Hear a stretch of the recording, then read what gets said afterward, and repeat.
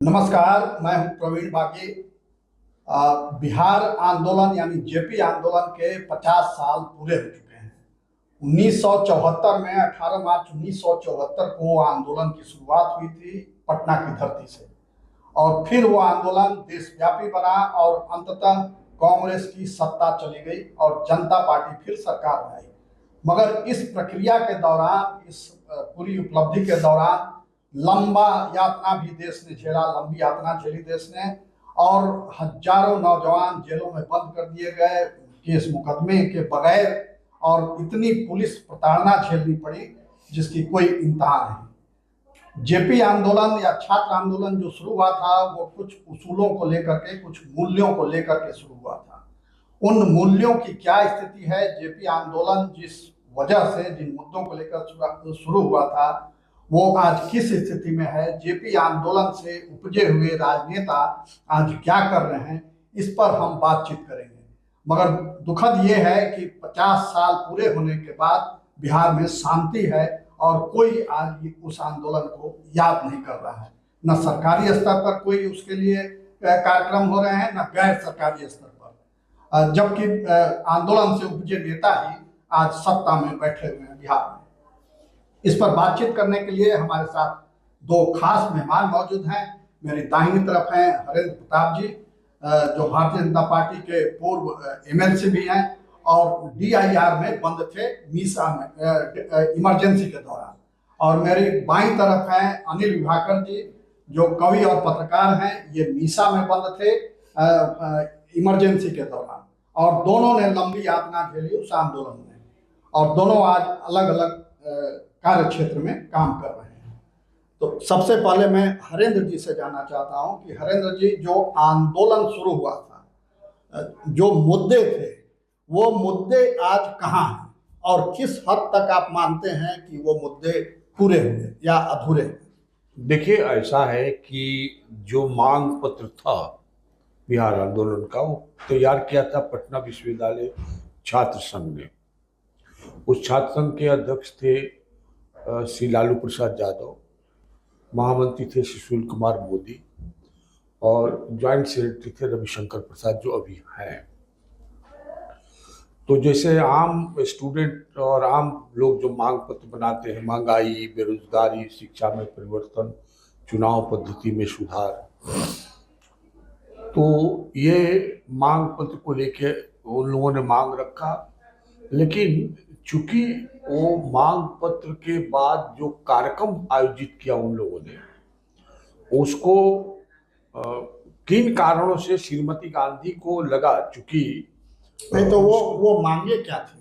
वही भ्रष्टाचार दूर करो, महंगाई समाप्त करो, बेरोजगारी खत्म करो, चुनाव पद्धति में सुधार करो, शिक्षा में सुधार करो, और फिर हॉस्टल वगैरह की जो व्यवस्था वगैरह, कुछ ये मांग पत्र था। तो उसमें से एक भी मांग आज आपको लगता है कि पूरी हो गई, वो समस्या अब नहीं है? कोई मांग पूरी नहीं हुई। ये मांग हर पहले भी उठते थे, आज भी उठते थे। तो ये 50 साल के बाद उस आंदोलन के प्रमुख सेनानी रहे हरेंद्र प्रताप का बड़ा बयान है कि ये कह रहे हैं कि 50 साल के बाद भी जो मांगे थी जेपी आंदोलन की या छात्र आंदोलन की, उसमें से एक भी मांग पूरी नहीं हुई। विभाकर जी, आप तो लंबे समय तक जेल में रहे, तो आपको क्या लगता है कि क्या आंदोलन से उपजे नेता के हाथ में पावर आने के बाद भी मांगे क्यों पूरी नहीं हुई?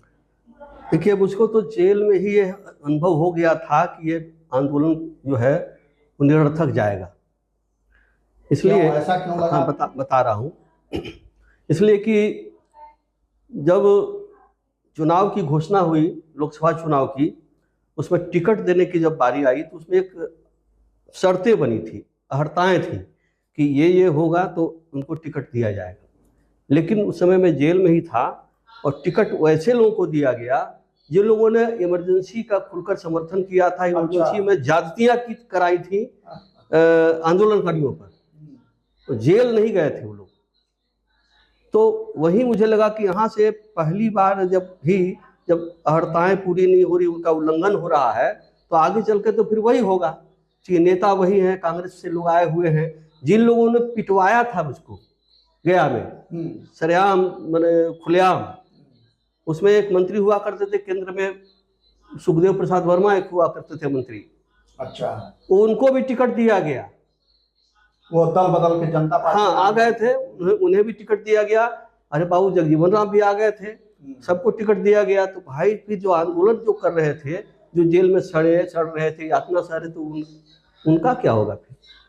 तो जब सरकार बनी तो 2.5 साल में ही देखिए क्या हल हो गया। तो नागार्जुन ने कहा ही था, जेल में जब गए तो उन्होंने लिखा था खिचड़ी विप्लव देखा मैंने। अच्छा, तो ये चुकंदर जाने के बाद सब मैंने देखा कि कितने लोग टूट चुके थे जेल में। आया था ये कि खुफिया विभाग वाले सब आते थे कि आप लोग माफ़ीनामा लिख दीजिए, छूट जाइएगा। तो बहुत लोगों ने माफ़ीनामा लिख दिया था, इसके बावजूद नहीं छूटे। मेरे पास हजारीबाग केंद्रीय कारा में जब आया कहने के लिए खुफिया वाला जो अधिकारी सब था, तो हमने कहा कि गलती क्या हुई मुझको बता दीजिए, उसके बाद ही मैं अगर गलती समझूंगा कि हमारी गलती ये है तो माफ़ी मांग लूँगा, लेकिन पहले गलती तो बताई जाए कि ऐसी अंधेरे में लिख दूँ माफ़ीनामा। नतीजा क्या हुआ कि मैंने तो लिखा नहीं, क्योंकि जिन लोगों ने लिखा वो लोग भी नहीं छूट पाए। तो उसी समय मुझे मोह भंग हो गया था अंदर देख करके कि ये आंदोलन बहुत दिन चलने वाला नहीं, सफल होने वाला नहीं है, इसको विफल होना ही होना है। तो जो सत्ता में आए लोग उनको राजरोग लग गया, वही चरित्र आ गया। इसीलिए कोई मांग, हरिन जी जो कह रहे हैं कि कोई मांग पूरी नहीं हुई, उसकी वजह यही है। तो हरिन जी, क्या आप मानते हैं कि वो एक क्षणिक उत्तेजना से भरा आंदोलन था, जिसके कोई दिशा नहीं थी और कोई नीति नहीं थी, जिसके चलते आंदोलन की मांगें पूरी नहीं हुई? नहीं, देखिए ऐसा है, मांग को अलग रखिए। मांग में तो सब आंदोलन, सब संगठन कुछ न कुछ मांग रखता है। और जो आंदोलन उस समय हुआ, वो आंदोलन की पृष्ठभूमि में इतना आप मान लीजिए कि उस आंदोलन ने एक बात को स्थापित किया, 74 के आंदोलन को आजादी की दूसरी लड़ाई कही जाती है। बिल्कुल बिल्कुल। ये बात अलग है कि आजादी के 75 वर्ष का देश भर में आयोजन हो रहा है, लेकिन बिहार से जो आजादी की दूसरी लड़ाई शुरू हुई थी, उस पर कहीं कोई शुरुआत नहीं है। एक कार्यक्रम हुआ था, गोविंदाचार्य जी आए थे, लेकिन जरा उस समय की पृष्ठभूमि ध्यान रखिए। कांग्रेस पार्टी के अंदर से निकली हुई श्रीमती गांधी ने, और बांग्लादेश के युद्ध के बाद उनका जो आचरण और व्यवहार था, वो ऐसा हो गया था कि वो तानाशाही की तरफ जा रही थी। और ये लोकतंत्र में जनता अपनी मांगों को लेकर आंदोलन करती है, मजदूर है, छात्र है, बाकी है। लेकिन दुर्भाग्य ये रहा कि कांग्रेस की आंतरिक लड़ाई से जो गुजरात में आंदोलन हुआ, और उससे घबरा करके बिहार में जैसे मांग दिया, जुलूस प्रदर्शन होता है होता, लेकिन उन्होंने इसको दबाने के लिए दमन का सहारा दिया। उस समय स्थिति क्या थी देश की, इसका आकलन हमेशा करना चाहिएगा। 1967 में गैर कांग्रेस का नारा दिया गया था कि भाई ये लोकतंत्र है, एक ही दल के और दूसरे दल भी आएंगे। कई राज्यों में कांग्रेस हार गई थी, कांग्रेस में भयानक निराशा होती। ऐसे में कांग्रेस के अंदर के से निकल करके श्रीमती गांधी जिस तरह से और वो आगे बढ़ रही थी, अपने ही दल के घोषित उम्मीदवार नीलम संजीवा रेड्डी के खिलाफ बीबी गिरी को लड़ा दिया।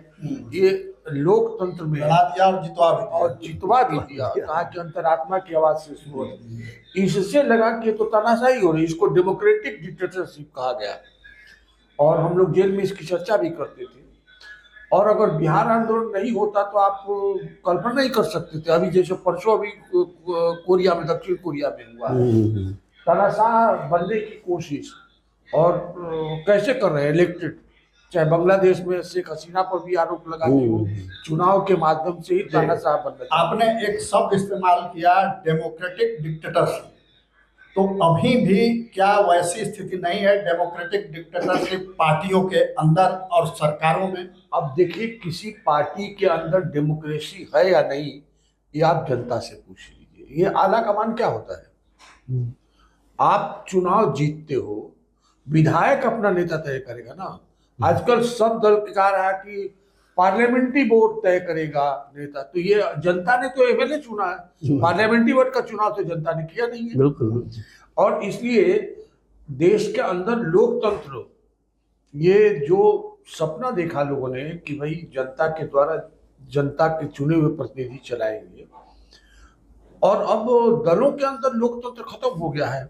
अब कोई डेमोक्रेटिक दल है जो सही रूप में डेमोक्रेसी का दिखावा नहीं कर रहे। ऐसे तो सब दिखावा करते हैं, हर 3 साल के बाद हमारा चुनाव हो गया नीचे से ऊपर तक, लेकिन आज डेमोक्रेटिक सिस्टम के अंदर ही आज प्रश्न खड़ा हो गया है। तो ये जरूर है कि अगर 74 आंदोलन नहीं रहता तो श्रीमती गांधी जिस तरह से दमन किया, यानी न्यायालय की बात को नहीं मानना, आज जैसे कह रहे हैं कि न्यायालय हम नहीं मानेंगे, चाहे वो संभल की बात हो, चाहे अयोध्या की बात हो, अयोध्या के को भी न्यायालय के बाद न्यायालय ने ही उनको कहा था कि आपका चुनाव निरस्त हो रहा है। उसके खिलाफ वो मेरे समर्थन में है, वो जो जिस दिन ये घोषणा हुई श्रीमती गांधी की, उस दिन हम जयप्रकाश जी के साथ आ रहे थे 12 जून को, 12 जून 75 और 18 मार्च 74 से चल रहा था आंदोलन। तो यहाँ से पत्रकार पहुंचे, कई पत्रकारों ने पूछा कि अब क्या होगा, तो जयप्रकाश जी ने कहा, कोर्ट ने कहा दिया श्रीमती गांधी इस्तीफा देगी। तो हमको जहाँ तक याद है, संभवतः करुणाकरण दादा थे सबसे सीनियर पत्रकार यहाँ इंडियन एक्सप्रेस, करुणाकरण थे ना।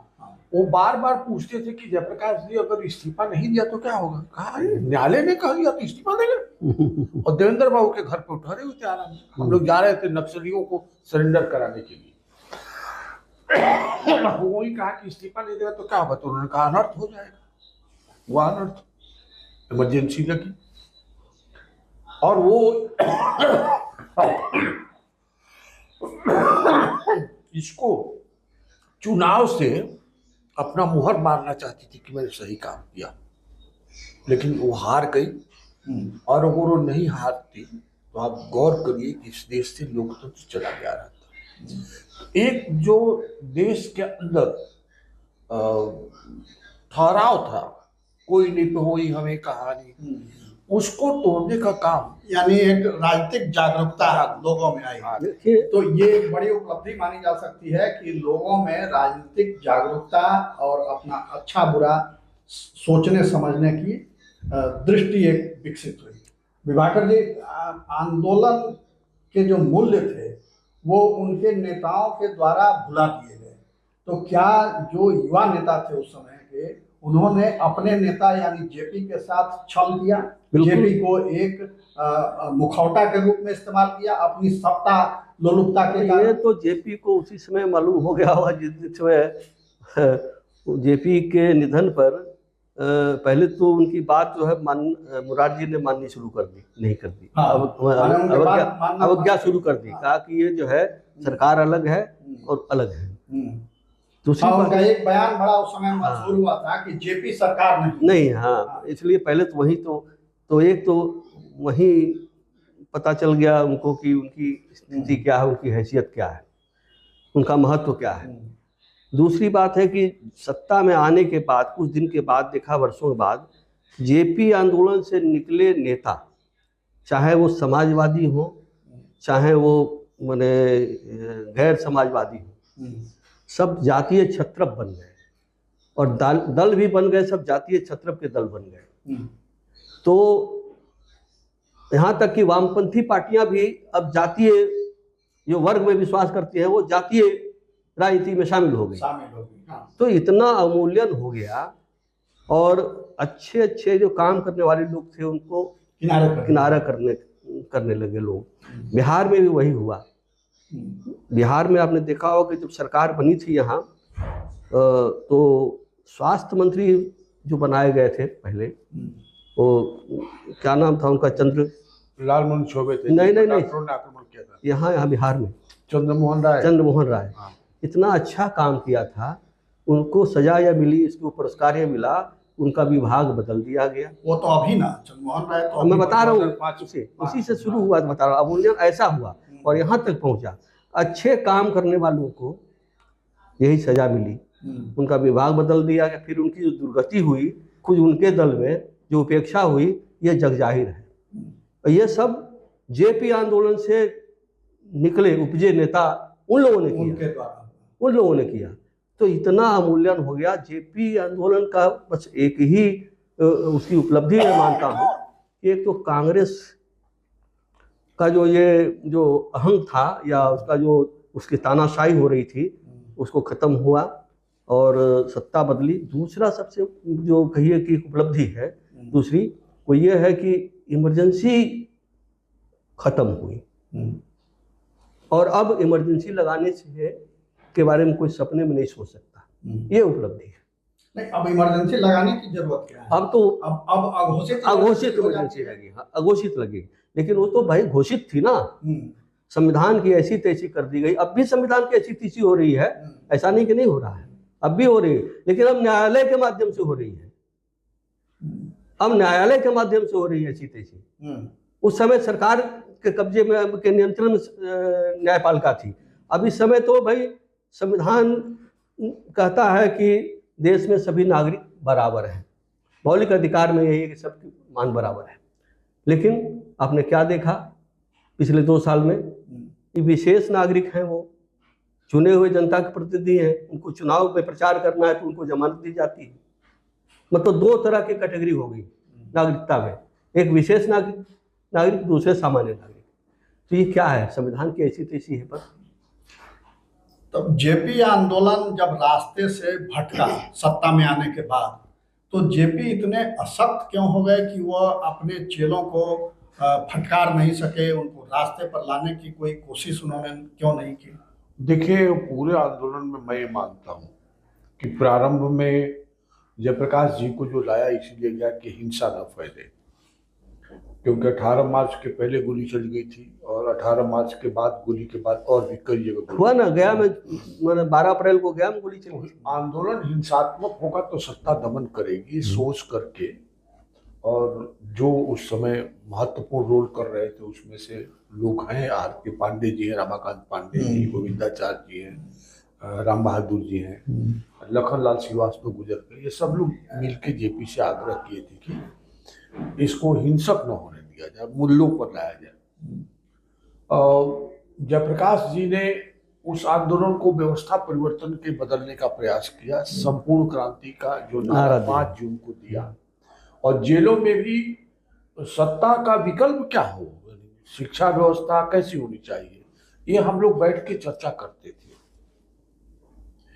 हुआ ऐसा कि जो 3, 4, 5 अक्टूबर को बंद रहा, 3 दिन का ऐतिहासिक बंद रहा, और श्रीमती गांधी ने, और जयप्रकाश जी बहुत संत आदमी, उनको बहुत मानते थे।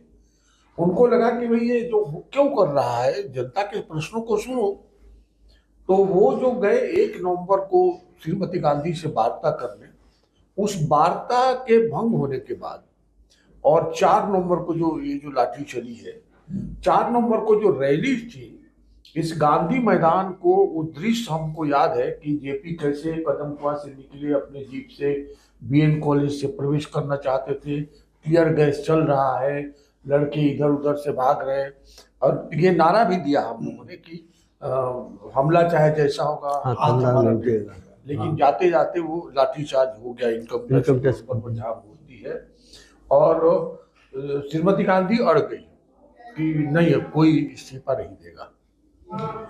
अब ये जो पूरा उसको, यानी ये व्यक्तित्व की कतराहट, इसमें उन्होंने कहा कि तुम प्रतिनिधि नहीं रहे, हमारे कुर्सी गद्दी छोड़ मैं तो यही नारा जेपी ने बाद में क्यों नहीं दिया, 77 के बाद क्यों नहीं दिया, जब व्यवस्था परिवर्तन की मांग अनसुनी कर दी गई? ऐसा है कि 77 में सरकार तो बन गई, विभिन्न विचारधाराओं की सरकार बनी, आंदोलन चल रहा था, अचानक सत्ता प्राप्त हो गई, और सत्ता का कोई सिद्धांत, उसकी नीति ये तैयार तो हुआ नहीं।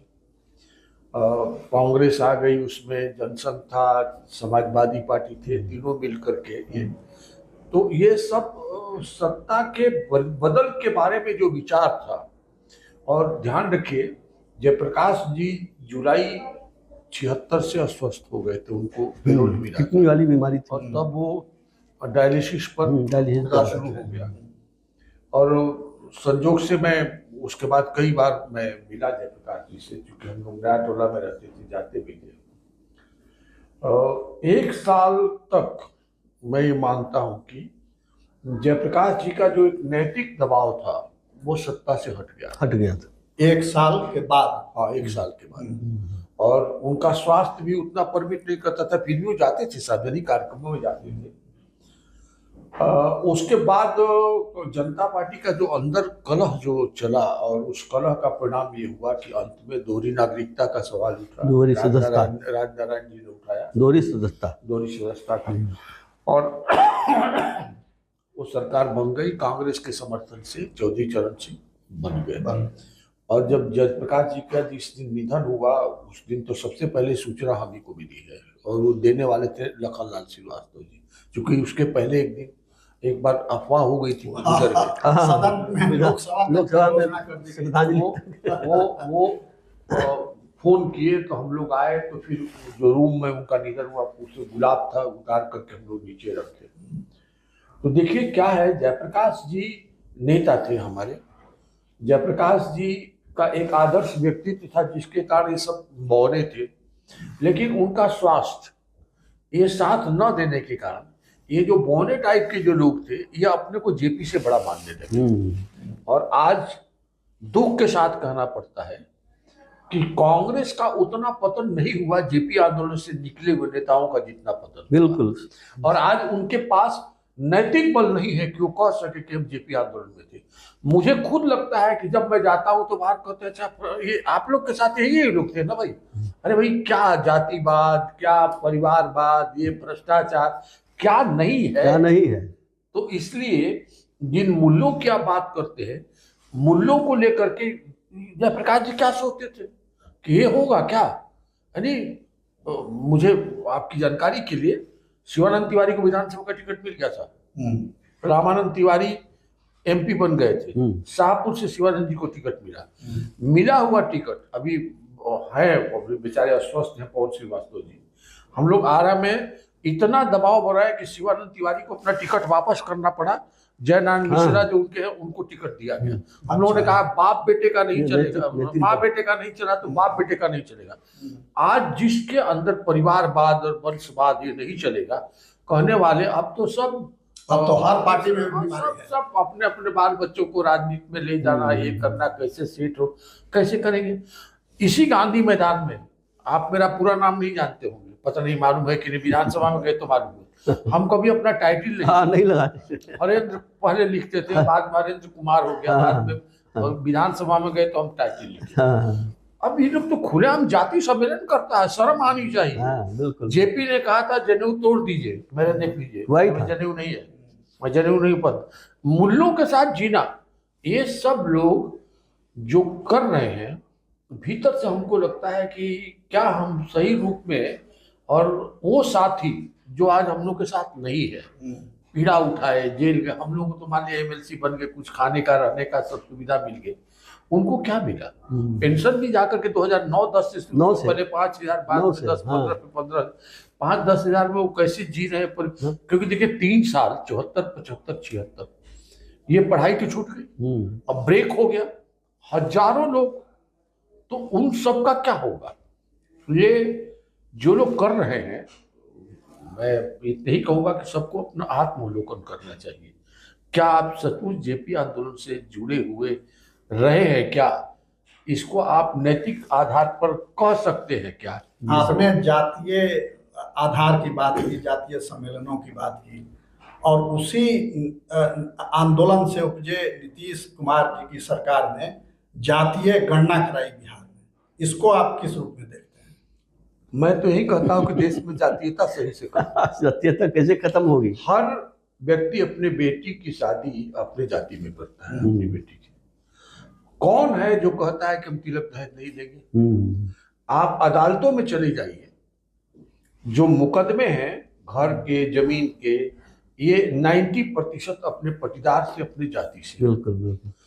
अपने जाति का कोई लड़का पैसे के अभाव में स्कूल नहीं जा रहा है, कोई मदद करने आता है क्या? जो भी जाति की बात करता है, मैं कहता हूं इस समाज का, इस देश का सबसे बड़ा अपराधी अगर कोई है तो वो है।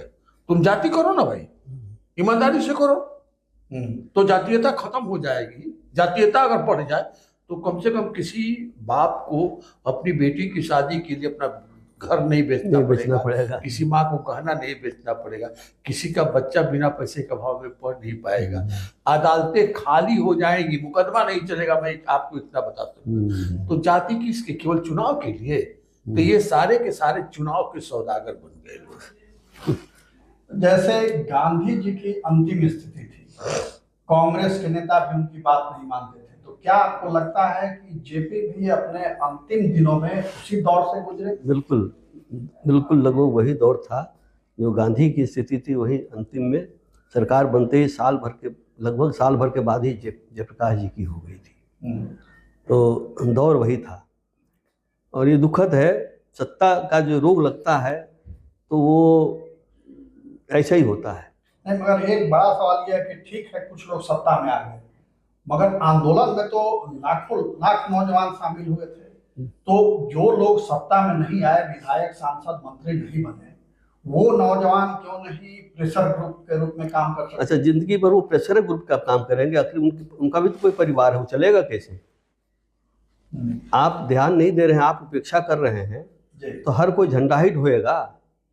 टिकट मिलने की बारी आएगी तो दूसरे को मिल जाएगा टिकट, और ये खाली झंडा धोते रहेंगे। अरे नियम तो ये बनना चाहिए, जिसको 2 बार मिल गया टिकट, तीसरी बार नहीं मिलेगा, तीसरी बार दूसरे की बारी आएगी। ऐसा तो होता नहीं है। कोई अगर विधायक बन रहा है तो अब 25 साल, 30 साल, 35 साल, 40 साल से उसी को टिकट मिल रहा है। कोई सांसद भी उसी तरह हो रहा है। जब तो अगर ये बन जाए एक नैतिक रूप से ही या वैधानिक रूप से ही कि दूसरी बार के बाद तीसरी बार टिकट नहीं मिलेगा, तब तो पीछे वालों को लोग की बारी आए, तो बारी तो कभी आएगी नहीं, तो आखिर उसका परिवार कैसे भीख मांगेगा? वो परिवार कैसे चलेगा उसका? तो हर समय वो जिंदगी भर आंदोलन खाली करता रहे और मलाई चाहे वो जो सत्ता में बैठा हुआ है, ये व्यवहारिक नहीं है। तो आंदोलन जो है वो सिमट के अंत में रह गया सिर्फ सत्ता परिवर्तन के। देखिए, हम लोग भी केवल राजनीति की चर्चा कर रहे हैं। हाँ, मेरा कहना है कि आज जो समस्या है पर्यावरण की, आज है समस्या पलायन की, आज इस विषय पर मैंने सबसे बड़ी समस्या मैं मान रहा हूं कि पलायन हो गया है।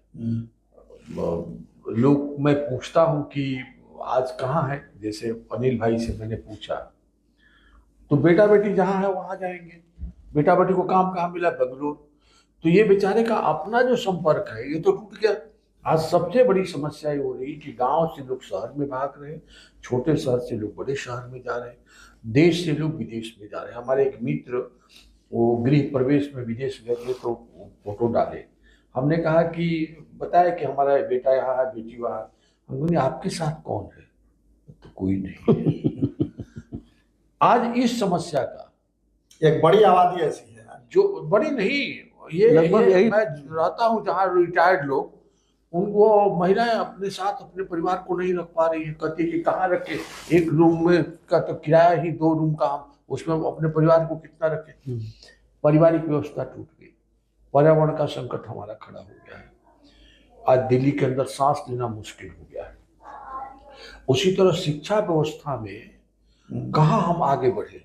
मैं बार बार कहता था कि भाई आप इसमें क्या बना रहे हैं? शिक्षा व्यवस्था देखिए क्या है, हम लोग यहाँ था विद्या, जब ये मुख्य मांग थी जेपी आंदोलन की शिक्षा में हमने कहा कि विद्या, चूंकि विद्यालय है, महाविद्यालय है, विश्वविद्यालय है, तो इसको चलाने वाला शिक्षा मंत्रालय कैसे होगा? विद्या मंत्रालय होना चाहिए। विद्या ददाति विद्या। आज स्थिति क्या है?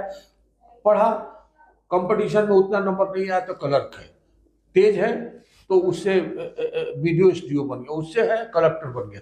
फाइल पर साइन करना है, क्लर्क को 1000 लेगा, तो वीडियो 10,000 20,000 लेगा, डीएम लाखों में लाख रुपए लेगा। लेगा। यानी those who are more educated they are more corrupt. More corrupt. तो इस शिक्षा व्यवस्था में बदल हमको करना है कि नहीं करना है? अनपढ़ आदमी जाकर के रेलवे में लाइन लेके खड़ा हो जाएगा, अब पढ़ा लिखा बेहया फैक्ट्री से निकला हो जाकर खिड़की में हाथ डाल देता है। तो आज शिक्षा में संस्कार, शिक्षा के माध्यम से व्यक्ति निर्माण की जो कल्पना भारत की थी वो कहाँ चली गई? चुनाव की बात छोड़ दीजिए, आर्थिक क्षेत्र के अंदर की जो आज स्थिति बनी हुई है, आप चले जाइए, मैं रहता हूँ, सुबह से बेचारा मजदूर और आरपीएस मोड के पास दिन भर खड़ा रहता है कि कोई हमको आए। एक आदमी जाता है कुछ काम के लिए, दौड़ते हुए आते हैं कि हम काम करना चाहते हैं। बोलिए ये। तो आज स्थिति ये है कि सारी व्यवस्थाएं पश्चिम की आ गई है और इस पर बैठ के कोई विचार करने की स्थिति में नहीं है। आज स्थिति क्या हो गई है? जिस नदी का अभी नदी का चल रहा है, कुछ बचाव होगा, नदियां विलुप्त हो रही है। आज इस पटना के अंदर मैं खुद देखा हूं कि जब मैं यहाँ से साइकिल से जाता था राजा बाजार की तरफ, कितने बड़े बड़े पेड़ थे और ठंडा लगता था। हाँ, बहुत गर्मी में भी, जेठ में भी। हाँ, आज पेड़ खत्म है और उसमें आज ये तो ठीक है, ये आप व्यापक परिप्रेक्ष्य में चर्चा करें, मगर हम लौटते हैं फिर आंदोलन के मूल्यों पर। जब आंदोलन के प्रमुख चेहरा रहे लालू प्रसाद यादव, जब चारा घोटाले में पहली बार जेल गए, तब आपको कैसा लगा था? अब ऐसा है कि ये देखिए, मैं जो घायल हूँ, इन्होंने ये अपने मुख्यमंत्री बने, बड़ी अपेक्षाएं थी। मैं 90 में इनसे मिलने के लिए गया, हमने कहा कि शिक्षा व्यवस्था को सुधारिए, कम से कम कॉलेज में लड़के आए। इनका मैं सार्वजनिक रूप से बोल रहा हूँ आज। इन्होंने कहा मैं मूर्ख नहीं हूँ कि कॉलेज में चले और उसमें लड़के आए। लड़के आएंगे तो आंदोलन करेंगे ना, इसलिए मैं चाहता हूँ कि चोरी चले। ये खुलेआम हुआ। दूसरा क्या हुआ कि आप आदर्श की बात क्या करेंगे? आपने गरीब मजदूरों का जो कोटा, मीसा भारती का जो मेडिकल कॉलेज में टाटा में एडमिशन हुआ, वो किसका हुआ? टेल्को कंपनी के कर्मचारियों के कोटे पर अपने बेटी का एडमिशन करा दिया। और आप जेल जा रहे थे ये यहीं से, और लगता था कि जैसे बहुत बड़ा युद्ध जीत के जा रहे हैं, यहाँ से रांची तक आपका स्वागत हो रहा है। एक बात पशुपालन का तो है, आप जाके फिर कांग्रेस के गोद में बैठ गए, जिस कांग्रेस के अंदर आंदोलन में सारे लोग हुए। आज हमारे मित्र हमारे साथ जेल में थे, सुबोध कांत साहब, जिन्ना, नरेंद्र भाई तो चले गए, वो क्या है? कांग्रेस पे है। आज लालू जी कहाँ है? कांग्रेस के इनके करीब है। और अब क्या कहेंगे, अब कैसे कहेंगे? पूरे परिवार को तो आपने राजनीति में जब जहाँ जहाँ मौका मिला और लोग इसीलिए बताए ना कि हम जब बाहर जाते हैं तो लोग कहते हैं जेपी आंदोलन चाहिए, उसी में लालू प्रसाद थे। हमने कहा भाई नाम मत लो। तो क्या ये जेपी की विफलता नहीं मानी जाएगी? ऐसे लोगों पर उन्होंने भरोसा किया? ना, उन्होंने उस पर नहीं विश्वास किया, यह आप भ्रम है। आपकी जानकारी के लिए मैं बता दूं कि आंदोलन के दौरान जो दौरा होता था, वो पेपर में समाचार आया था कि कौन कितना खर्चा लिया। जो छात्र संघर्ष समिति का फंड था, उसमें इनके ऊपर था कि ज्यादा पैसा खर्चा करते हैं। इसलिए अब हम विचार रख रहे हैं। तो जेपी लालू पर भरोसा नहीं करते थे, आप ये कह रहे हैं? कूपन घोटाला भी हुआ था ना उसमें। जयप्रकाश जी देखिए, ऐसा है, सत्ता में 77 में नहीं आया, उसके पहले आप क्या है मैं क्या जानता हूँ भाई। जब आपको मौका मिला तब ना आप फर्क में जाएंगे। तो जयप्रकाश जी तो 77 में लोकसभा जीत गए थे। उसके बाद छात्र नेताओं की जो करतूतें आने लगी, उसी समय से जयप्रकाश जी बहुत दुखी रहते थे, मैं आपको बता दूं। और अब वो कुछ करने की स्थिति में नहीं थे, कुछ सुनने वाला था। अरे भाई, उनके गलत हस्ताक्षर करके मुझे मालूम है चौकीदार दफ्तार का एक रैली था, और कौन जाके उनसे उनका संदेश फर्जी साइन करवा करके लेके चला है, वो कर दिए भोला भाला आदमी। तो संत आदमी के साथ देखिए, ऐसा है, संत को जो धोखा नहीं देना चाहिए। जयप्रकाश जी उस आंदोलन के हम लोगों के मार्गदर्शक संत थे। उन्होंने संत तो विश्वास न करेगा भाई, वो वही स्थिति है जो बिच्छू और संत की, बस वही स्थिति। बिच्छू बार बार डंक मार रहा है, वो बार बार बिच्छू इसमें किसको कह रहे हैं? अब जो भी कर रहे हैं जिन पर उस पर बिच्छू तो आके तो बचाने का काम, देश को बचाने के लिए वो आजादी के आंदोलन में वो इतना दर्द कष्ट उठाए और बाद में भी कष्ट उठाए। लेकिन मैंने यहाँ पर जो स्थिति थी, हम लोग 4 नवंबर को हम लोग उनको वो लाठी वहां जो लगी उसके पहले यही लग जाती, हम लोग SBI पे कंधे पर चढ़ा करके बचाए। अब उनको क्या मालूम कि इस आंदोलन में कौन किस सोच के तहत आया हुआ। संत को धोखा दिया है 74 आंदोलन के कुछ नेताओं ने। आप भी इस बात से बिल्कुल सहमत हूँ। जेपी के साथ धोखा हुआ? बिल्कुल बिल्कुल धोखा हुआ। अच्छा, आपकी गिरफ्तारी कैसे हुई थी? मेरी गिरफ्तारी तो क्योंकि हम लोग उस समय गया में सक्रिय थे और विद्यार्थी परिषद में थे उस समय, तो वहाँ आंदोलन चल रहा था, बंद था, तो धरना उरना चल रहा था पूरा। इमरजेंसी लगी तो जो फ्रंट लाइन पर थे सबको गिरफ्तार करके बंद कर दिया गया। उसके बाद भी आंदोलन रुका नहीं। यहाँ वहाँ प्रदर्शन, वहाँ ये, यहाँ धरना, वहाँ वो, वहाँ विस्फोट सब चल रहा था। तो पता नहीं चला लोगों को कि आखिर सब लोग बंद हो गए हैं, फिर कौन कर रहा है ये। हम लोग एक कुछ खास लोग 5-7 लोग थे भूमिका, हाँ बिल्कुल, बाकी सब ऐसा था। तो अंततः उन लोगों को खबर लग गई कि ये जो है इसमें ये लोग हैं।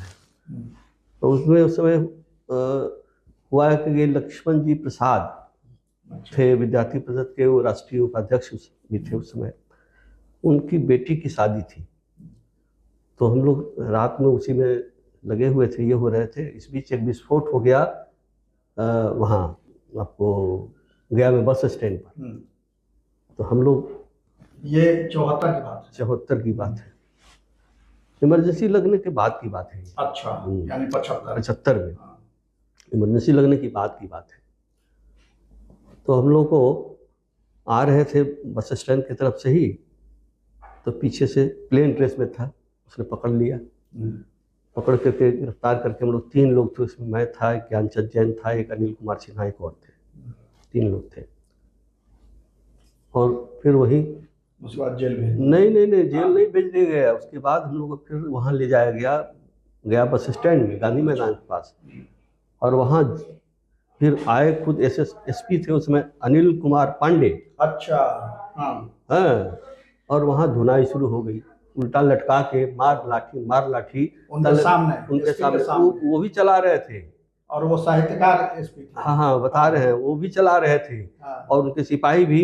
और अंततः कमरे में जब के बाद फिर बाहर लाया गया और वो कैंपस में फिर पैर बांध करके और लाठी 2 इधर करके एक उधर पकड़ के उसका तलवे में फिर पिटाई हुई, अधमरा कर दिया गया 3 लोगों को। अच्छा।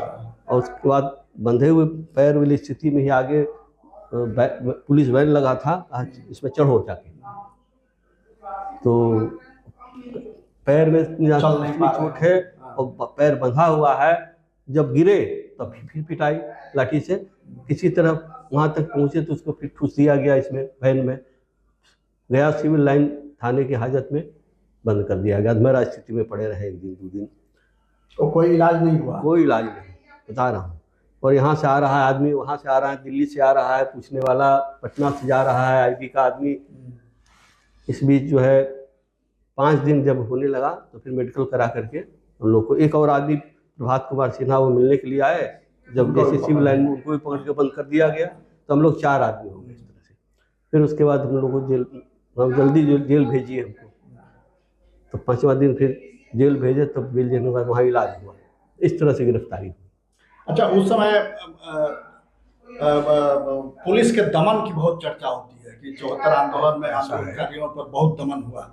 तो उसमें अधिकारियों में कोई सहानुभूति आपने देखी, कभी फील हुआ कि वो आंदोलन के प्रति सिंपैथी रखते हैं या मांगों के प्रति उनका समर्थन है? ऐसा देखिए, ऐसा है, ऐसा नहीं है कि सहानुभूति नहीं रखते होंगे, लेकिन उनको अपनी नौकरी तो करनी है ना।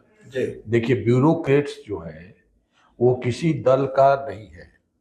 और ये सबसे बड़ा उदाहरण हमने देखा जब लालू प्रसाद जी हट गए 2005 में। तो एक कोई कार्यक्रम था, तो गिरफ्तारी दिए, तो वही पुलिस वाला दुर्व्यवहार करने लगा। तो कह रहे तुमको तो हमने रखा था, तो वो किसी का नहीं है। और ये जरूर है कि उस समय जो आपातकाल हुआ, आपातकाल के अंदर ऊपर का जो दबाव रहा होगा शासन का, उसके कारण जो भूमिगत लोग थे और जो पकड़े जाते थे, तो नेटवर्क जो बन गया था उसको पता लगाने के लिए बहुत अत्याचार किया, बहुत प्रताड़ित किया गया कि भाई बताओ और कौन कौन है। अब नहीं बताओगे तो टांग करके उल्टा करके मारना, माने पैर पर मारना जिससे आँख की रोशनी कई लोगों की चली गई। हुआ ही था भाई। अत्याचार तो बहुत हुए, अत्याचार हुए। और वो आपातकाल के दौरान नेटवर्क को पकड़ने के लिए तो ऊपर से दबाव था, क्योंकि चलता रहा। देखिए ऐसा है, लोग लाखों लोग जेल में चले गए, करीब 1.5 लाख लोग जेल में गए थे। लेकिन उसके बावजूद मैं तो 7 महीना जेल में भी रहा और 7 महीना अंडरग्राउंड में भी रहा। अंडरग्राउंड में कोई हम लोग को खाने को की तो बात छोड़ दीजिए, जिनके यहाँ हम लोग जाते थे कहते यहाँ से जाइए, भागिए भागिए। अरे ये हम लोग खुद झेल और वही हुआ है हम लोग। और बाद में वो बड़े पद पर चले गए। ऐसे 2-3 लोगों को मैं जानता हूँ। तो अब आपको कोई उम्मीद लगती है कि गांधी और जेपी का जो सपना था उसके लिए इस देश में फिर या बिहार में फिर कोई आवाज, देखिए ऐसा है, आंदोलन होगा? ऐसा है, समस्याएं तो हमेशा रहेगी देश में। 2 आंदोलन से लोगों का विश्वास टूट गया। आजादी के आंदोलन से निकली हुई कांग्रेस और 74 आंदोलन से निकले हुए लोग, तो आज विश्वास का संकट खड़ा हो गया है। बिल्कुल। और इसलिए बीच में एक आंदोलन आया अन्ना साहब का 2012 में, तो लगा कि एक बार देश फिर से जुट रहा है। लेकिन ये तीसरा धक्का लगा केजरीवाल के कारण। अब ये मैं गांधी जी हो, जयप्रकाश जी हो, अन्ना साहब को मैं बहुत करीब से जानता हूँ। ये एक क्राइसिस है। लेकिन देश में अभी क्या है कि लोग बोल रहे हैं भाई जब संकट वैसा आ जाएगा तो जनता अपने हाथ में ले लेगी, जैसे श्रीलंका के पार्लियामेंट में प्रवेश कर गई। या अब वो नेतृत्व विहीन हो जाने से अराजकता फैल जाती है। तो वैसी कोई संभावना आप यहाँ देख रहे हैं? अब देखिए कोई कह नहीं सकता कि क्या होगा, लेकिन सब मैं मान के चलता हूँ कि वर्तमान जो व्यवस्था है इस व्यवस्था को हटाने के लिए ये पश्चिम से आयातित सारी व्यवस्थाएं हैं, इस व्यवस्था को ध्वस्त होना ही चाहिए, मैं ये मानता हूँ। और इसलिए देखिए कि लोगों ने माना कि तानाशाही से अच्छा लोकतंत्र है, लेकिन आज लोकतंत्र की जो दुर्गति कर रहे हैं लोग, वो भूल रहे हैं कि जनता जो है और संसद के अंदर प्रवेश कर रही। परसों दिन जो दक्षिण कोरिया में हुआ कि 190 सदस्यों ने, और उनको मार्शल 5 घंटा में मार्शल वापस लेना पड़ा। और बांग्लादेश हम लोग का है कि अराजकता हो गई पूरा। अब उस अराजकता का परिणाम बांग्लादेश की जो आर्थिक स्थिति उसका पड़ेगा, उसका असर पड़ेगा। मैं मानता हूं कि अभी थोड़ा टाइम लगेगा भारत में। भारत की स्थिति अभी उतनी बिगड़ी नहीं है, लेकिन नहीं संभाला जाएगा तो ये दुनिया का सबसे बड़ा आबादी वाला देश, कहीं इसमें कोई ऐसी स्थिति हो गई तो इसका विश्वव्यापी बहुत बड़ा दुष्परिणाम आएगा। और कोई नई व्यवस्था हमको दिखाई नहीं पड़ रही है। भाई राजशाही गई, तानाशाही आई, सैनिक शाही है, लोकतंत्र है।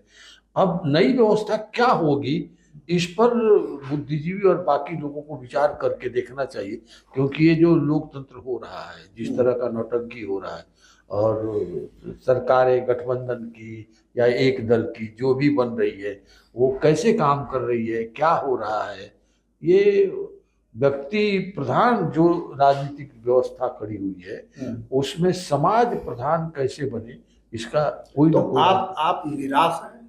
नहीं, मैं निराश नहीं, मैं तो लड़ने वाला हूँ। मैं जानता हूँ कि जो काम मैं अपने जीवन में, मैं अब जो ड्यूटी था मैंने किया, आने वाले समय में इस देश के और लोग करेंगे। जब देश की ऐसी स्थिति आएगी तो अनेकों जेपी खड़ा हो जाएंगे। आपको क्या लगता है ठाकुर जी, क्या होगा? देखिए, वो तो समय जब आता है तो कोई न कोई नेतृत्व पैदा हो जाता है।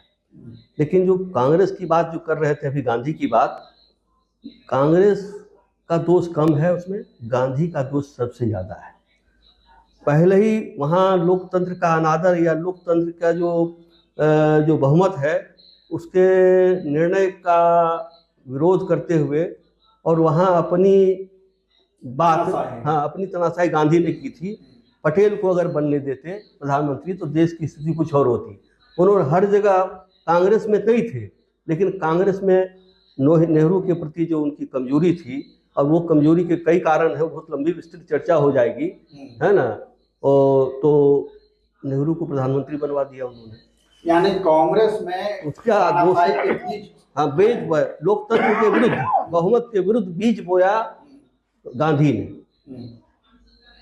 बहुमत के विरुद्ध, बहुमत का अनादर शुरू किया गांधी ने, और इसलिए जो स्थिति बिगड़ी कांग्रेस की और देश में जो सरकारें 65 साल तक रही, उसका जो खामियाजा देश भुगत रहा है, इसका सबसे बड़ा अगर दोष दिया जाना चाहिए तो गांधी को देना चाहिए। तो अब कोई उम्मीद नहीं, अभी तो संक्रमण काल से देश गुजर रहा है, राजनीति का ये संक्रमण काल है, और इसमें कोई न कोई नेतृत्व पैदा होगा। ऐसा नहीं है कि स्थितियाँ ऐसी रह जाएगी, स्थिति बदलती, हर समय एक स्थिति नहीं होती, इसमें परिवर्तन होता आता है। तो अभी सब जैसे जनता उब रही है, हर जगह देख रहा है कि लोग देख रहे हैं कि ये ऐसा भ्रष्टाचार है, ऐसे ये है, तो जनता में जागरूकता जैसे जैसे बढ़ेगी वैसे वैसे रास्ता निकलेगा। तो जेपी आंदोलन में सक्रिय रहे और अपनी जवानी होम करने वाले लोग भी आज मानते हैं कि जेपी के सपने अधूरे हैं, और जेपी ने जिन पर भरोसा किया, जेपी के सपनों को पूरा करने का संकल्प जिन लोगों ने लिया था, उन लोगों ने जेपी के साथ छल किया, सपनों की हत्या की। मगर वो निराश नहीं है और उन्हें लग रहा है कि फिर कोई रास्ता निकलेगा, फिर कोई आंदोलन खड़ा होगा और देश की सूरत बदलेगी, लोगों के हालात सुधरेंगे। तो हम इसी उम्मीद के साथ अपनी बातचीत यही समाप्त करते हैं कि एक नया भारत, बेहतर भारत और मजबूत भारत बनेगा। आप हमारे स्टूडियो में आए, इसलिए आप दोनों का बहुत बहुत धन्यवाद।